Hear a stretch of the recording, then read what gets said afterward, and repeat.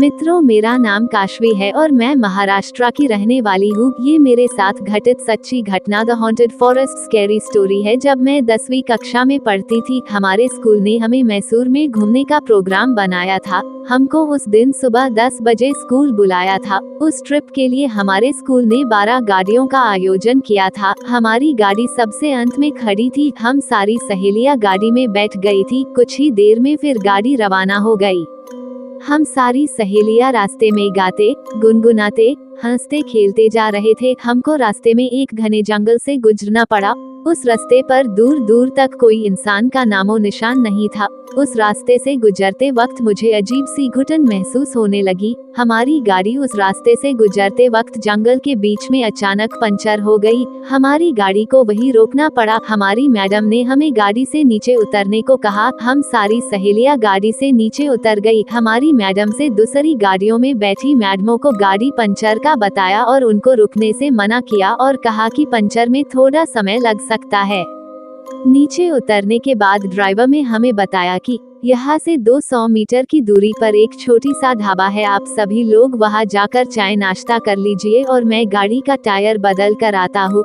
हमारी मैडम बस के पास खड़ी रही और हम 50 लड़कियां पैदल चल पड़ी। वो जंगल इतना घना था कि केवल जंगली जानवरों की आवाजें सुनाई दे रही थी। सभी उस ढाबे पर पहुँचे। वहाँ से बूढ़ा सा आदमी चाय बना रहा था। उसे देखकर मुझे एकदम से चक्कर जैसा महसूस हुआ और मैंने उससे नजरें हटा ली। हम सभी लड़कियों ने वहाँ पर चाय पी। तभी थोड़ी देर में वहाँ जोर से किसी औरत के चीखने की आवाज सुनाई दी। ऐसी आवाज सुनकर मैं और मेरी सहेलियां बुरी तरीके से डर गई। तभी वो बूढ़ा आदमी लंगड़ाता हुआ जोर से जंगल की ओर भागा।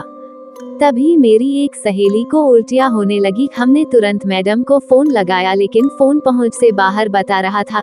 हम सभी लड़कियां उस जगह पहुंचे जहां बस खड़ी थी। जब हम वहां पहुंचे तो हमारे होश उड़ गए कि बस कहाँ गायब हो सकती है। हम सभी बुरी तरीके से सहम गए थे और हम सब उसी ढाबे पर चले गए। वो बूढ़ा आदमी भी वापस आ गया था और उसने बताया कि अक्सर इस जंगल में ऐसी चीखें आती रहती है और मुझे जंगल में कोई नहीं मिलता। उस बूढ़े आदमी की बात सुनकर हम और ज्यादा डर गए। तभी अचानक हमारी बस आ गई और हम सारी लड़कियां बस में बैठ गई। हमने मैडम को पूछा कि बस कहाँ गायब हो गई थी, तो मैडम ने कहा टायर तो बदल दिया था, लेकिन डीजल भरवाने के लिए पीछे के पेट्रोल पंप पर गए थे। ये सुनकर हमारी जान में जान आई। मेरे सारी सहेलियां उस बूढ़े आदमी को बाय बाय कर रही थी। थोड़ी देर चलने पर मैंने जैसे ही पीछे मुड़कर देखा तो वो ढाबा धंस गया था। मैं जोर से चिल्लाई और ड्राइवर को सब बताया और ड्राइवर ने गाड़ी मोड़कर उस ढाबे तक गए।